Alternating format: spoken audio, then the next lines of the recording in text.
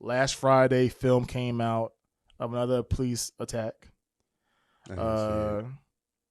The situation actually happened on Saturday, January 7th. It's crazy that the video took 2 weeks to get out. But the situation was a guy named Tyre Nichols. I think he's like a guy in his 30s. He was taking like pictures of the sunset. He was driving back home, and he was pulled over because of reckless driving, he said. And this was in Memphis. Okay. So he was pulled over by the Memphis Police Department Scorpion Division, whatever that meant. Scorpion Division. It sounds crazy. But he was pulled over by them. Pretty much, they pulled him out, start cursing at him, throw him on the ground, beating him up. They try to handcuff him and get him up. He starts running away. Right. One of the cops, and mind you, they arrested 5 black cops. The one person that hit him with a taser was white. We don't know who this person is yet. Wow. You see him get tased.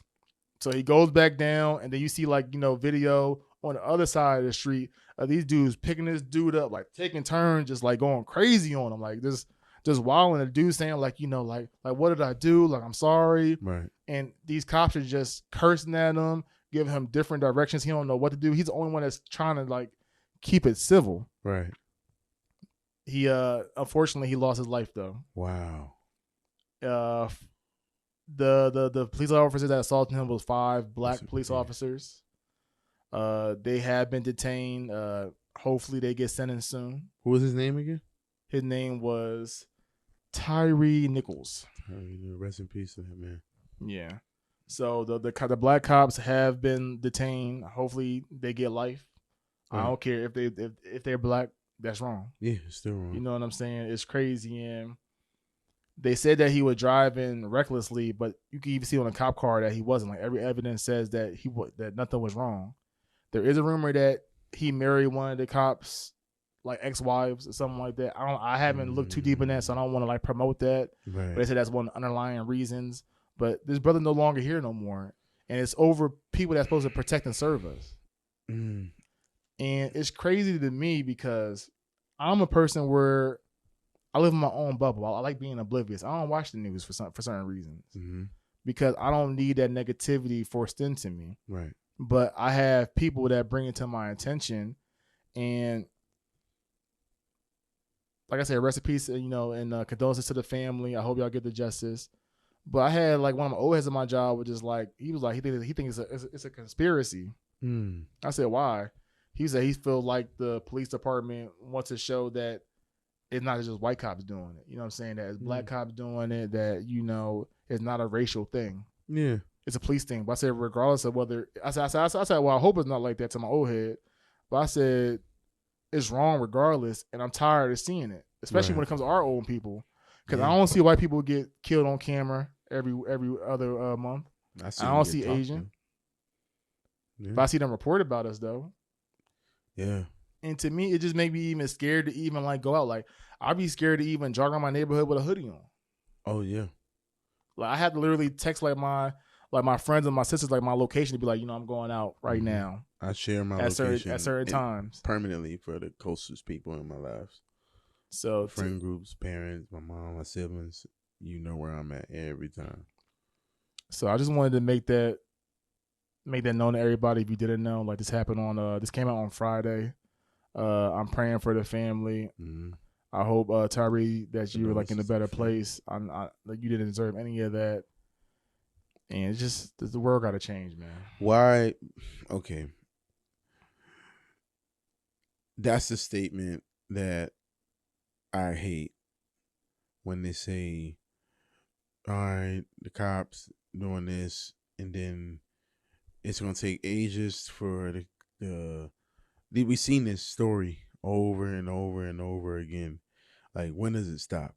Like, these men, who knows? I don't know if the guy had children or whatnot, but they really taking the black man out of these households and leaving these children out here with no father and stuff like that. And that bleeds into our conversation before. Yes, sir. And then that's when, now we all scared. Like, if you even see lights, like, I know myself personally, like, if I see cop cars or lights and stuff like that, I tense up. Like, I got it on my dash in my car.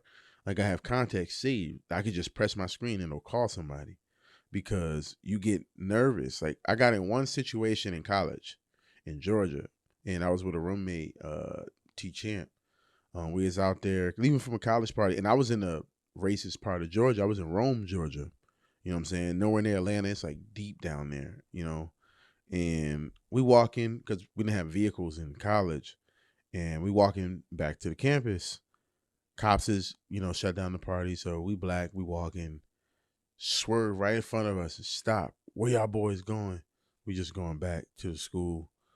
You don't go to school. You guys look old enough. Like you don't go to school. Like I feel like y'all lying. I'm like, nah, we got to school. Here's our ID. Like, I don't believe you. Could you guys step over here? So your school ID is fake. Yeah. So can you step over here to the front of the vehicle so I can search you? Like in me at that point, I was a hothead.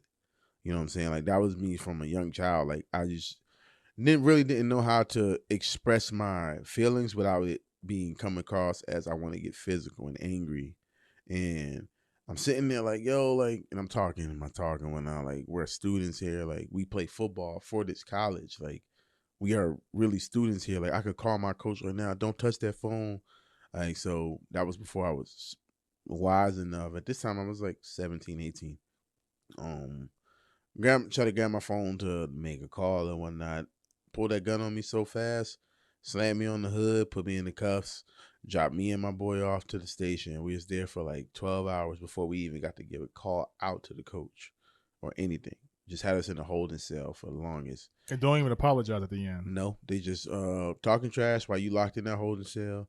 If you would have just listened, boy, and all that stuff, like I really wouldn't do that. And that's why when I see cops now, like I get a little like PTSD where I'll turn the other way because it's just like that was a moment where I was like, because I already lost my dad.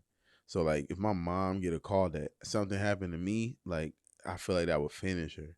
So that was like a situation right there where it was like real life and you nowhere near home. Like nowhere near. That's the worst part. Like home is far away.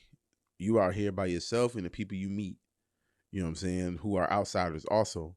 So a scary moment, man. Like, and it's crazy because later on down the line, I went to go back to visit the school for like a homecoming and stuff like that. Seen the same officer. He said, "You look familiar." Nah, I'm not from here. Scared the shit out of me, bro. Like that right there was like something like me having a son. Like it's like I really sit there and just pray to God that he don't have to go through none of that stuff. Because it's just like, even how, no matter if you're trying to be disrespectful or if you're being respectful, sometimes when it comes to us black men getting pulled over by cops, they hate that you look so up in stature or whatnot that they want to try to shrink you down to size in a sense. My story is a little bit, it's not as bad as yours because I actually did something, you know. Mm-hmm. But like I had like a run-in when I was like a kid with a cop that like Really? That made me be like, I don't like cops or like even how I acted. Yeah. I was 13. I actually like did something bad. I shoplifted, Mm-hmm. but I took like a soda from like CVS or some shit like that. Right. Took it downtown. They pretty much try to give me the whole spill, like, like, well, what would you do if your mom knew you did this, that, and third? And the whole time, I'm just like just scared, not talking. Mm-hmm. And so he's just saying like, he's like, why'd you do it? This, that, and the third, like just pretty much screaming at me. I'm not responding. He took me to the corner. He was like, "I will break your fat ass." He literally told me. I'm 13 years old. Mind you, he didn't say it like he didn't say it like in those sitcom like cop voice. Mm-hmm. It was like no, like he said, I will break your fat ass. He was like, your parents aren't here.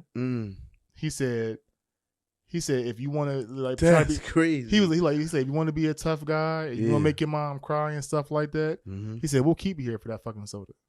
And like he was dead ass. You know what I'm saying? And mind you, I had like PTSD because I was upset because I'm 13. This nigga put this is a black cop too. Mm-hmm. He put the cuffs on me like I had like lunar circulations. You know what I'm saying? So I'm just like, yo, if they treat a 13-year-old, even though I was I was a big kid, you know what I'm saying? Yeah. Like if she had a 13-year-old black kid like this, imagine if I was 18. or an adult. I don't even tell my parents about it because I was just like so taken back by it. I was just like, damn, like this dude like literally is threatening a 13-year-old kid about crazy. taking him down over a Sprite. That's crazy, man. But it's just like, I'm not gonna say all cops bad. I meant like, like a few good cops, but it's just like one bad egg.